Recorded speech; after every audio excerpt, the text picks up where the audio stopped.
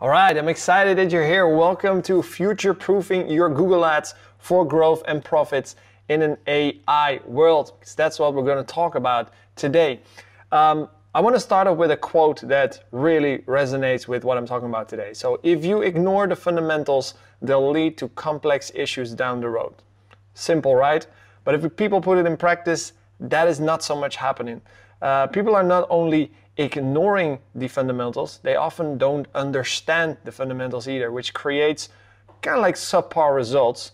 And systems and algorithms are like 1,000 times better of doing complicated math for you when it comes to Google Ads.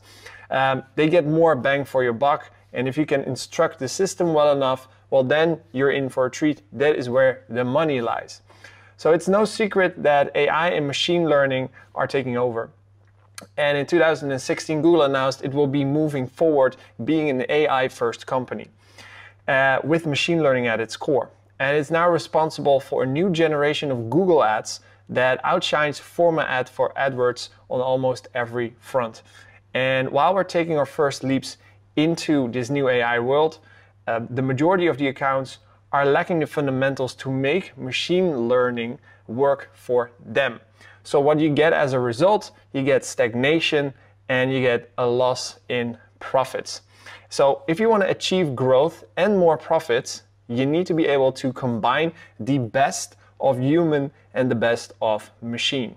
And today, I'm going to show you exactly how to do that. So my name is Vincent Bijma. I'm a co-founder of EcomAds. It's a data-driven agency in Amsterdam, the Netherlands. We are specialized in helping 6- and 7-figure brands accelerate their growth with what we call our trifecta traffic system. I'm working in this digital marketing field for about 10 years with Google Ads as my core, and I spent on average about 26 million under my personal belt. I've been working with brands like Yves Rocher, Bonprix, Viking, and Posh Peanut. And in this time frame, I have audited over 1,700 Google Ads accounts. And in the last few years, I've seen many advertisers struggle with the change towards automation. And advertisers and media buyers in particular tend to be control freaks, let's say it how it is. And they're very caught up in the technical details and used to manage everything themselves. So the problem is that's no longer going to cut it. That's no longer going to get you the results that you normally have. In the contrary, it actually does more damage than it does good. And we're going to dive into that today. So what you need to do is we want to achieve control through adaptation. You need to be able to adapt. And today's nuggets, we're going to watch how to train Google's algorithm to become an ally instead of an enemy, what skills are essential if you want to win in this AI-first era, 5 future steps to turn your campaigns into autopilot profit machines, and why 2018 and 2019 optimization methods are no longer getting the job done. And lastly, your #1 enemy lurking in the shadows when you start working in this way. So, as we just said, if you want to achieve stellar results, you need to combine the best of human and machine. That is the new way going forward. But what does that actually mean? Well, let's have a look at what the best machine actually is, what that means, and how you can work towards that goal. Well, the best machine is actually nothing more than a system that is able to recognize patterns and trends between historical data and new data. You as the instructor, because you have to teach the machine, have to lay out the playing field. You have to set the rules of the game. The machine learning, the machine cannot do it. You have to do this. And from that point forward, when these two things are set, it will go by a hit and miss, and it will be able, in the end, through a system, to make much better and accurate predictions to increase your growth and profits over time. Right? So in the end, machine learning and the machine where we're talking about here is the end product of human training. It understands and it plays within the rules of the game that you have set up front. And it can make effective predictions to generate sales within your target area.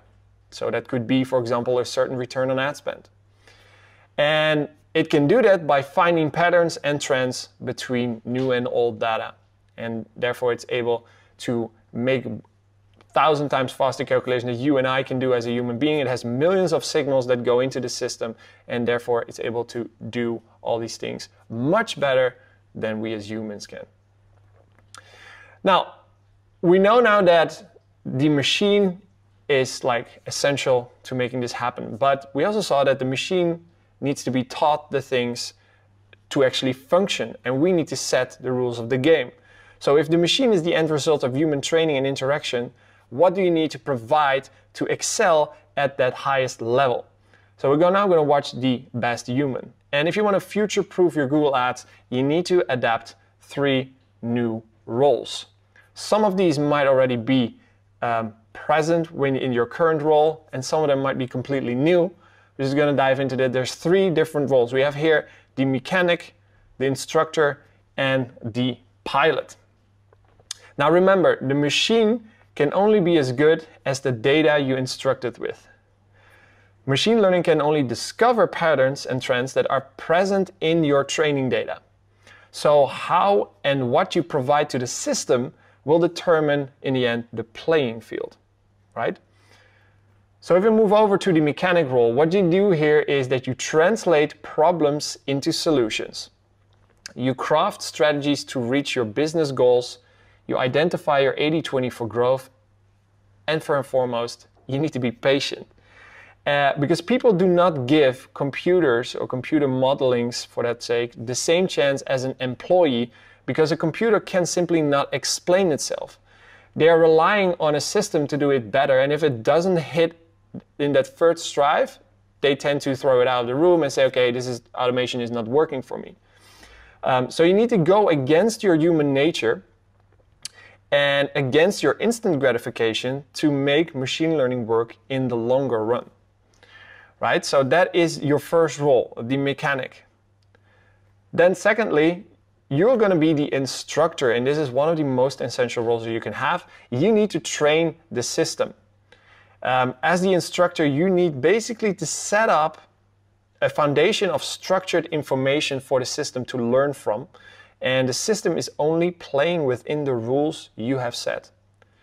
So there also comes by that you need to understand your audience at a very granular level, like who it is and what information can you provide to the system that it can identify these people better and show exactly, for example, what ads fit to that audience.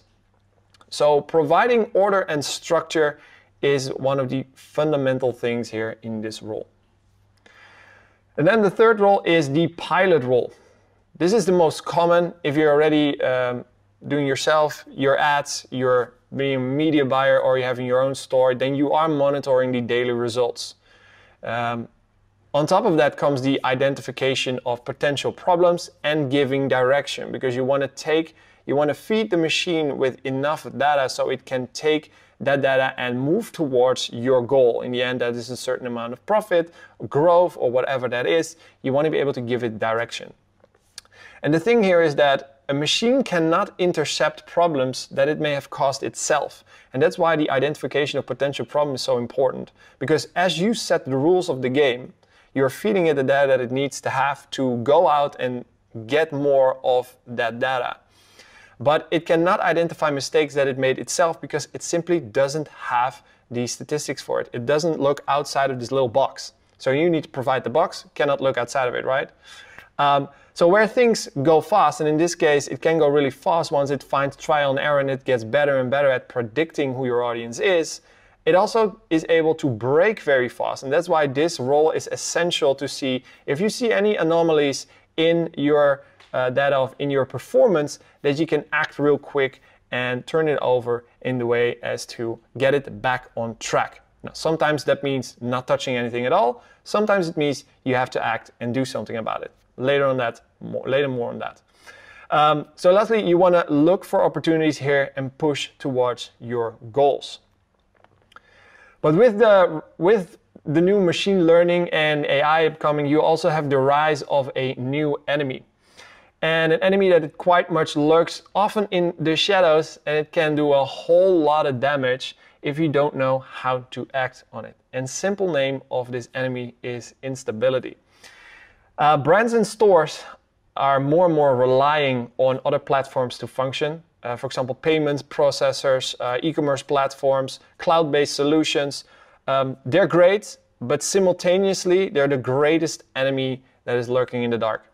If the machine, for example, understands who your audience is, but they aren't converting because, for example, the Amazon servers are down temporarily, the machine receives a signal that it isn't working, but it doesn't understand why.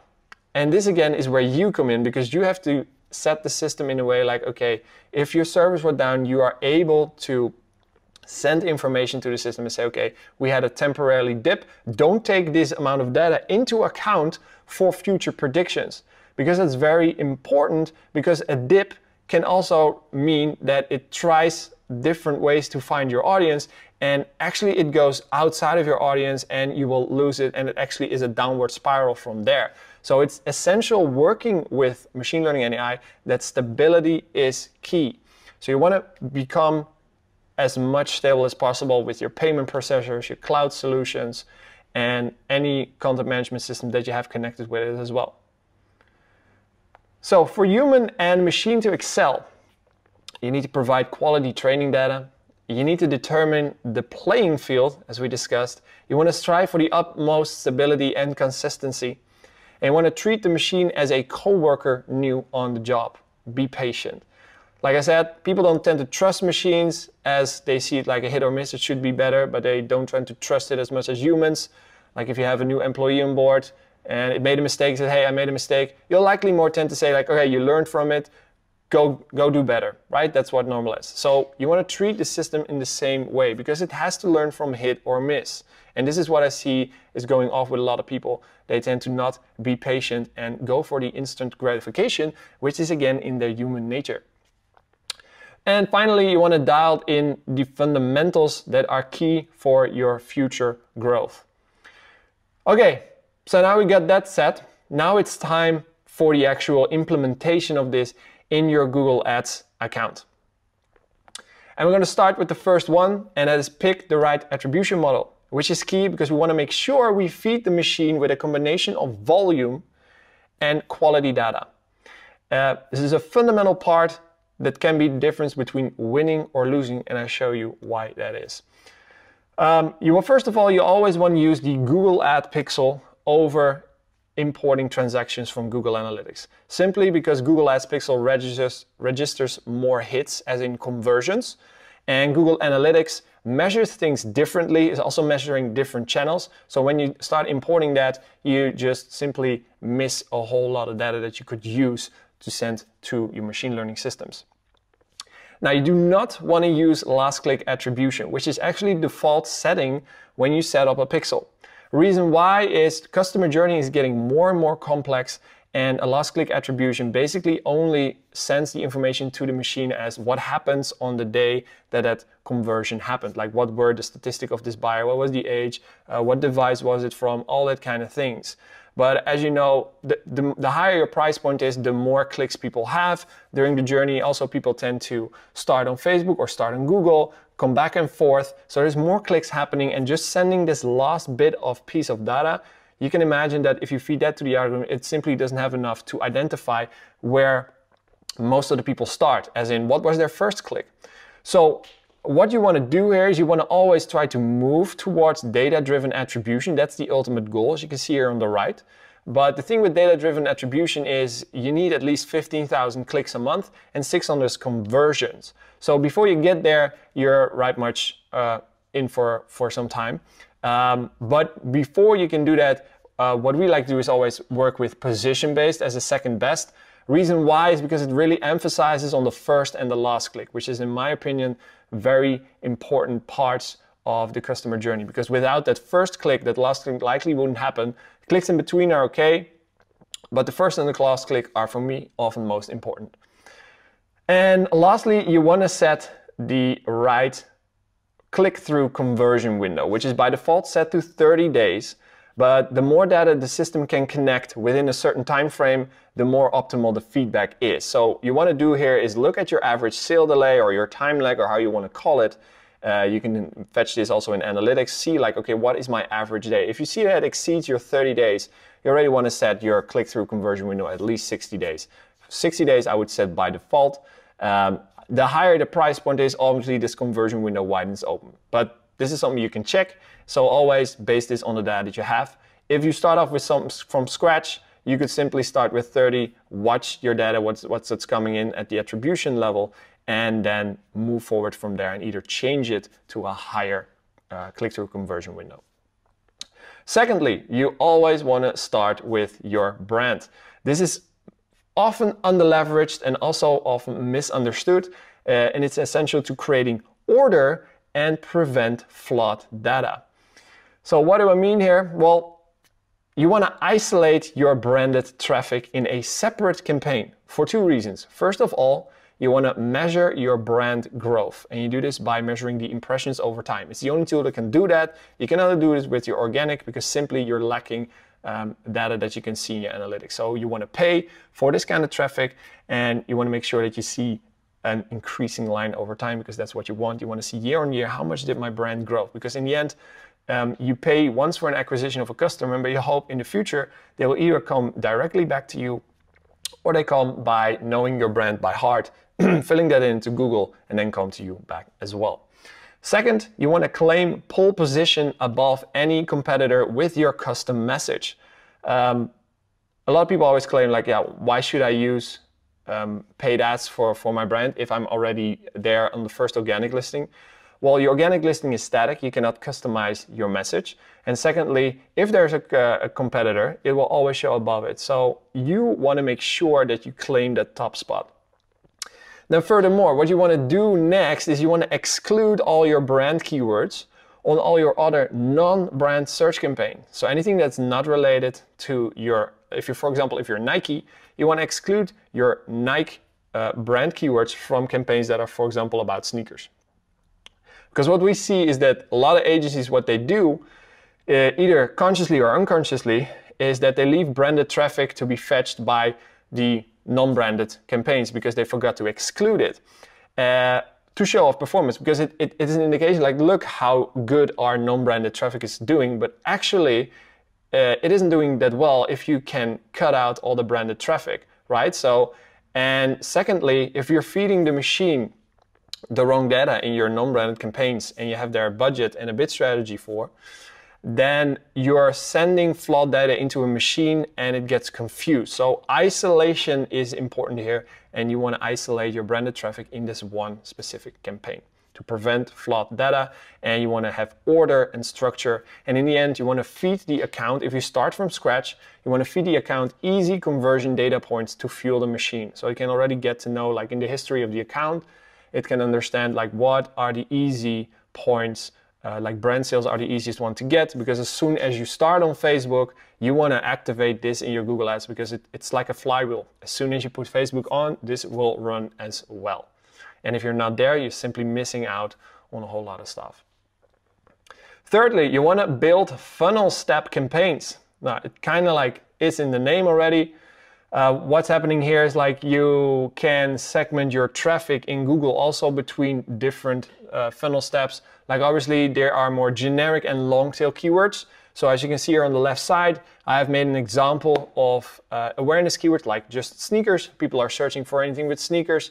We don't know much about what people are searching here. This more like a research awareness keyword. Search volumes are often very, very high for these keywords, and the conversion rate is low because we don't know exactly what they want. They likely don't know exactly what they want. So the landing page and the ad are also more of a generic nature, and that's why actually this is the top, that has the most volume, but is the least converting kind of traffic. If we take that one level down, we see the consideration phase. We see a Nike sneaker, which have significantly lower volume of traffic, but a higher conversion rate, because we know quite much, okay, they're searching for Nike sneakers. Give us an indication what ad should we write, what landing page should be fit to this as well. And so you go down and down on this level, and you see that the more long tail the traffic becomes, these search queries, the more we know about what people are searching for, we can dial it into our search and shopping campaigns in this matter, and we have simply a higher conversion rate. So these are the representation of different steps in the funnel. Now, here's what most people do.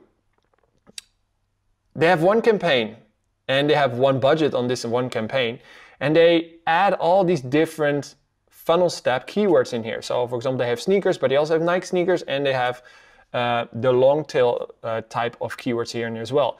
But we know that all these separate keywords are converting differently. So then the question is, okay, what bid strategy should we use here? Because they're all, like, if sneakers has a massive amount of traffic, we're running into two types of problems here. First of all, the budget allocation is on campaign level. And now we cannot control how much percentage of that budget is going to what step of the funnel. Because likely as sneakers has that much traffic, it is able to almost eat like the complete pie of that budget. So the better converting keywords, which are lower in the funnel but have lesser search volume, are not able to shine as bright because they won't have the potential to do that because the generic traffic is eating all the budget, right? So that's the problem they're running into. And secondly, the bid strategy is also set on campaign level, and we know that these keywords are performing differently, so we want to segment them out to have more control. So what should you do then for your search and for your shopping? Well, you want to split them in separate campaigns regarding the steps of the funnel. So I would say at top of funnel, middle of funnel, and bottom of funnel. And for you guys that already masters at Facebook ads, this is like your daily bread and butter, so you understand the concept of this and it's easier for you to work this through. So in every campaign, we have the separation of the steps of the funnel keywords, and this gives us the ability to have more control on budget level. So the top level at the top of funnel, which contains the generic traffic, has a dedicated budget, and because we know that conversion rates are low, we can tweak that budget and we can set a specific target return on ad spend for that. That could be really high or low, depending if you're prospecting or really want to drive margins and profits. Second campaign is your middle of funnel, again, dedicated budget, but this time we know that it converts better than that first campaign, so we can also tweak with our budget here in combination with bid strategies that we want to set. And the third campaign is our bottom of funnel, and contains like the long tail keywords that we know that are already converting, and they're converting at a high level. So we don't want to put a target return on ad spend bid strategy, for example. We simply want to do manual bidding, but bid very aggressively because we want to win all the auctions.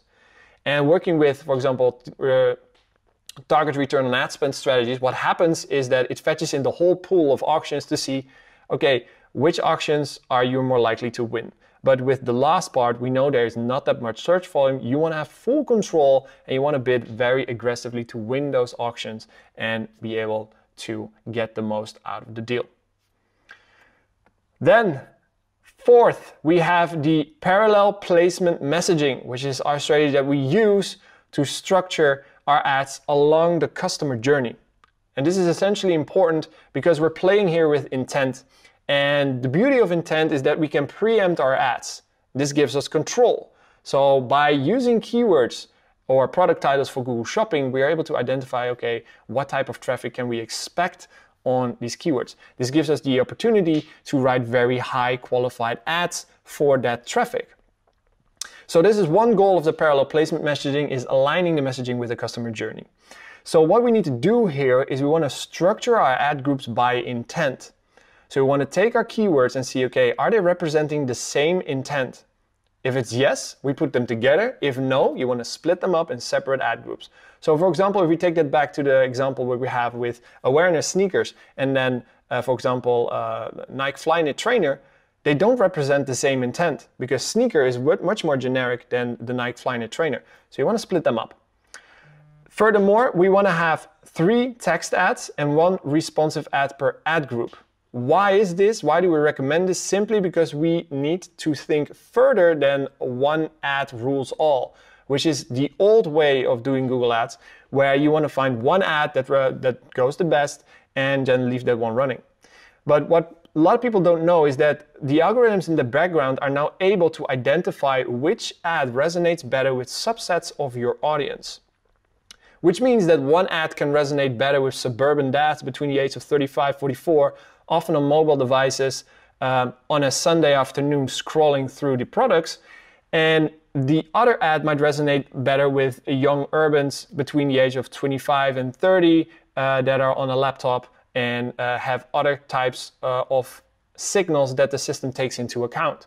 So you want to think what the instructor phase also was. The instructor role was know your audience. So you need to be able to also identify demographic and psychographics and really nail down like, okay, who are my audience, my typical audience, and create ads for that. Let then the algorithm do the rest and identify which keyword with audience and what ad, so you get a little triangular here, works the best. So you only have to think about the higher level, the 80-20, be more creative.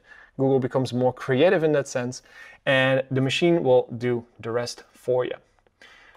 And then, yeah, how we structure these ads, for example, is like this. So we have headline 1. What we do here is we repeat the intent back to them. This gives us an indication that they have the idea like that we are reading their mind, like I was searching for this. And it also emphasizes on if they see the intent back to them in the headline, they're more likely to click. And it's about like 50% of people are clicking on an ad based on the headline only. So we want to be able to emphasize directly with them in the first headline. Now, the second headline we're using to emphasize on desire number 1. And headline 3, we always use a core benefit. And then in description line 1 and 2, we align our offer with their ultimate desires and we close that often off with a call to action. Now, if we have different subset of that audiences, we change this. But basically, this is like the framework that we're using to use for our parallel placement messaging. And then the final step is what I call the bid strategy playbook, because I see that people are struggling with bid strategies and they want to have control, but they don't want to have control. And they take actions which actually do more damage than good in their account and for their results.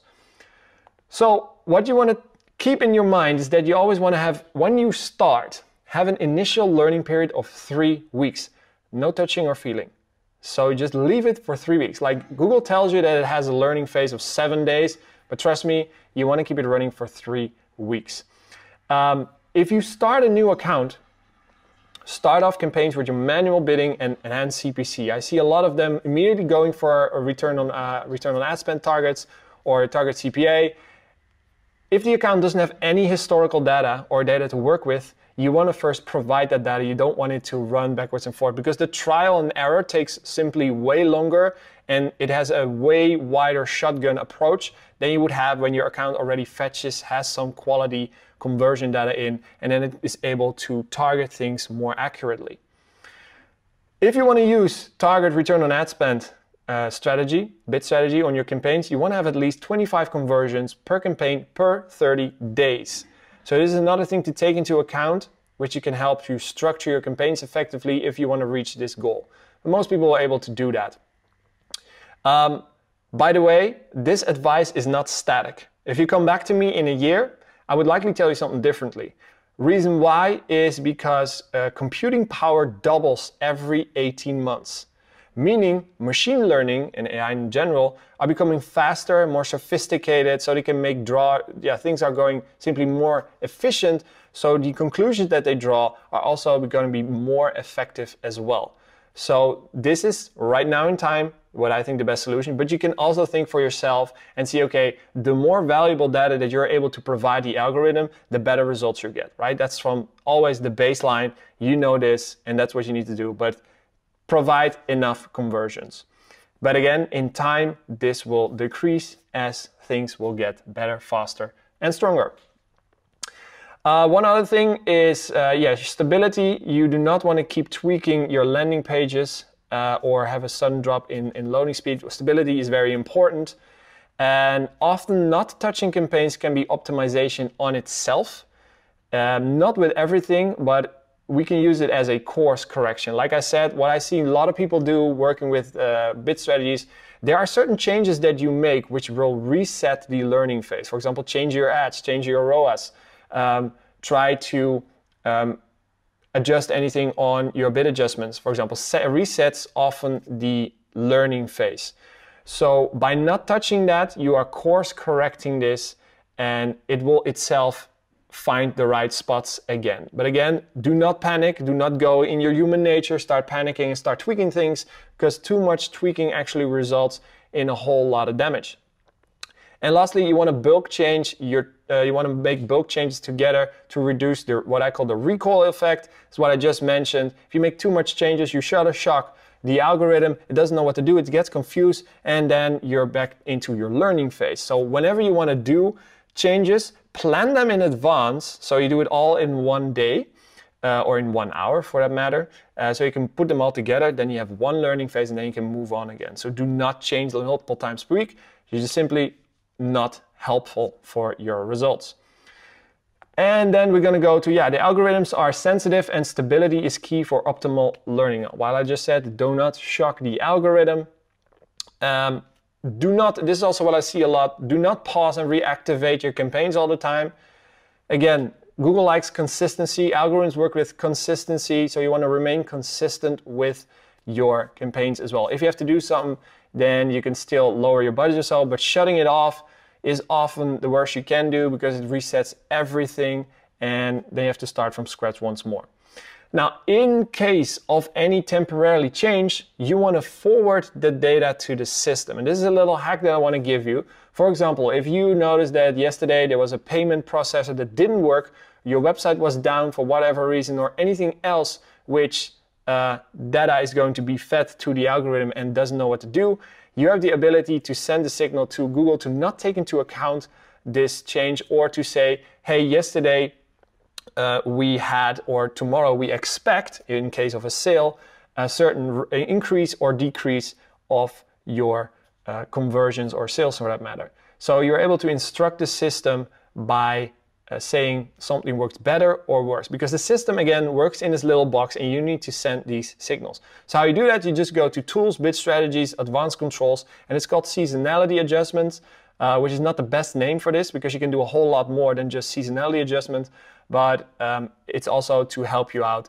if something happened when you got like Amazon servers were down, for example, right? You can send them the data and say, okay, yesterday wasn't the best day, don't take it into account for the rest of the learning phase. That's it. I hope this was very valuable to you. I want to thank you all for your attention. If there's any questions, let me know. And for now, I wish you all the best day. Cheers.